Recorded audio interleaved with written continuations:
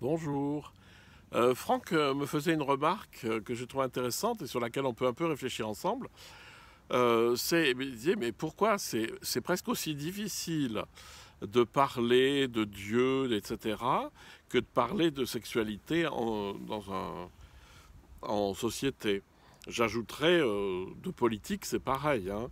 Vous connaissez l'expression dans les repas de famille, il ne faut parler ni de religion ni de politique. Alors, il y a une différence quand même essentielle entre le fait de parler de sexualité, par exemple, et de religion, ou de spiritualité. C'est que la sexualité, c'est de l'ordre de l'intime. Et voilà, c'est un rapport intime entre deux personnes, c'est pas la même chose. D'un autre côté, c'est un peu la même chose avec le rapport à l'essentiel, qu'on appelle Dieu, mais qu'on peut appeler autrement. Il y a une chose qu'il ne faut jamais oublier, c'est, comme disait Maître Eckhart, de Dieu, on ne peut rien dire. Et tout ce qu'on dira sera faux.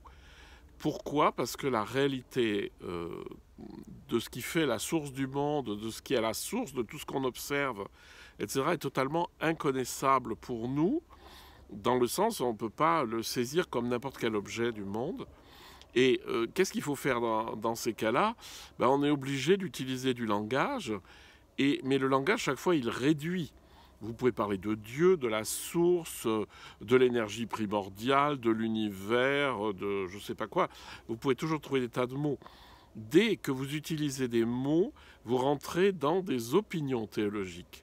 C'est-à-dire que si vous prononcez déjà le mot Dieu, vous êtes dans une opinion théologique qui postule Dieu, créateur du monde, etc. On peut très bien penser ça tout à fait autrement. C'est juste pour dire que dans les discussions, il est bon d'avoir des discussions sur la spiritualité, sur ceci, cela, mais méfions-nous toujours parce qu'on est de l'ordre de l'opinion dès qu'on parle. Dès qu'on parle, on parle dans un cadre, on parle avec des présupposés. Vous prononcez le mot Dieu, c'est fini. Vous êtes dans un cadre particulier, vous êtes déjà d'un côté ou l'autre.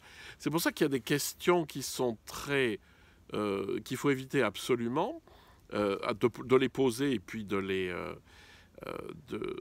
répondre, parce que ce sont des fausses questions. Si on vous dit croyez-vous en Dieu, croyez-vous à la vie après la mort, croyez-vous à la réincarnation, tout ça, c'est pas des questions. On a l'impression que c'est des questions où il faut répondre par oui ou par non, et que voilà, on nous demande notre opinion, mais ça ne reste qu'une opinion. Ça n'a pas de sens véritablement.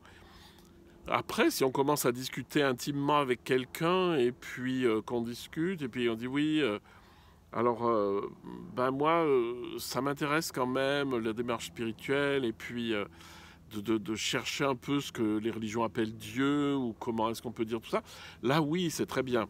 Mais en tout cas, une chose est certaine, ne jamais polémiquer, parce que la polémique, elle est de l'ordre de l'opinion. Comparer cela à la politique, c'est pareil.